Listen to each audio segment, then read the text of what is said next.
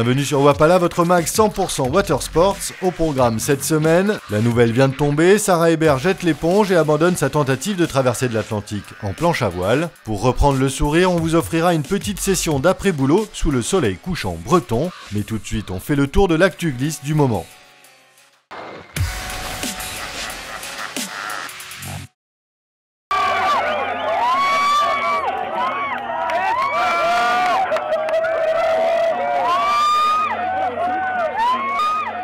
L'Australien Tashburo a remporté il y a quelques jours le Quick Pro Gold Coast face au Brésilien Adriano de Souza. Il prend ainsi la tête du classement mondial provisoire.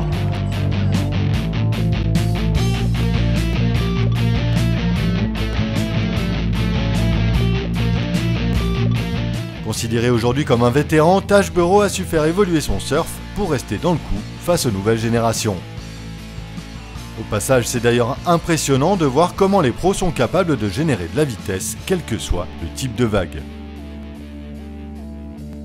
Pour info, Kelly Slater, 11 fois champion du monde, et Joel Parkinson, vice-champion du monde 2011, ont chuté tous deux en quart de finale.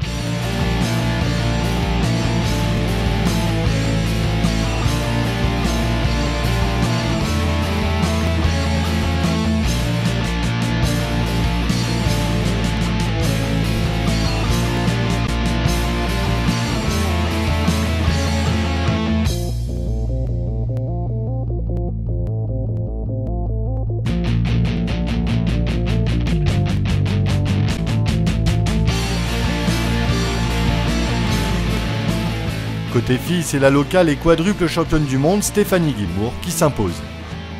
Prochain rendez-vous avec le circuit pro, c'est dans un mois pour le Rip Curl Pro Bells Beach du 3 au 14 avril prochain.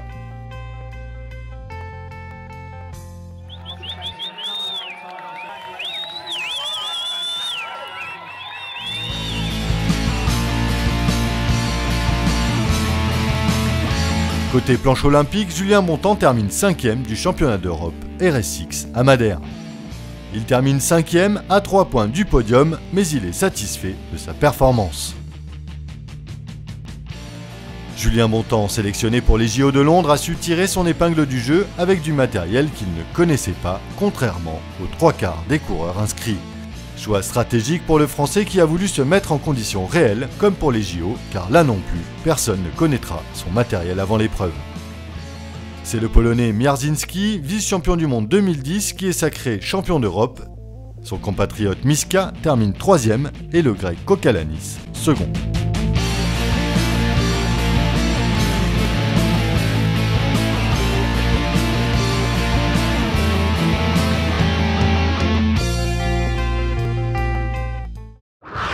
Trop dur, trop grand, trop fort, l'océan a gagné son bras de fer contre la jeune planchiste Sarah Hébert.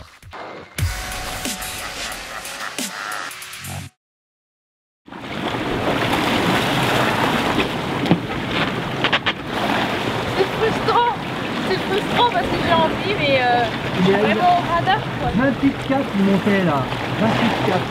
Non mais je sens que j'ai réfléchi quoi. La nouvelle vient de tomber.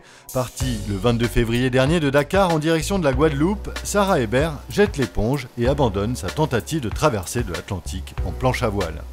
Comme attendu dans ces conditions de haute mer, la planchiste s'est fait secouer dès le départ et les journées ont été très intenses.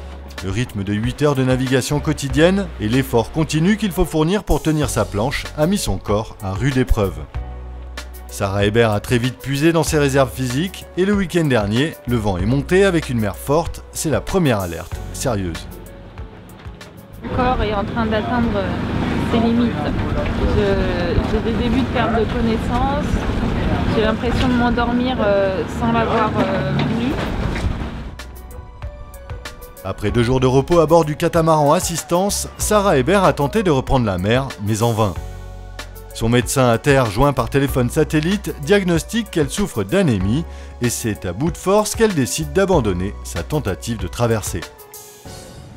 L'aventure se termine, en tout cas en planche à voile, puisque le reste des milles à parcourir, je vais le faire à bord de Neptune Car.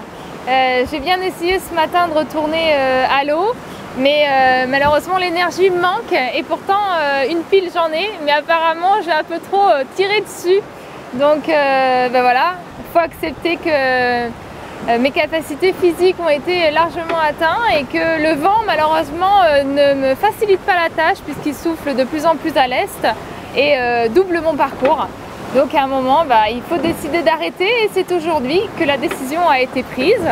J'ai vécu une vraiment formidable aventure. On salue cette première tentative de traversée de l'Atlantique en windsurf car le défi était plus qu'osé.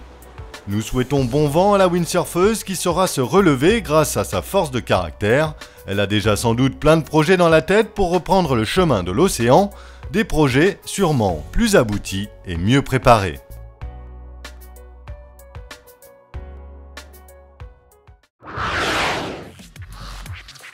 En dessert, on vous propose cette semaine une petite session d'après-boulot sous le soleil couchant breton, image tournée il y a quelques jours dans les vagues glacis de Sainte-Barbe dans le Morbihan.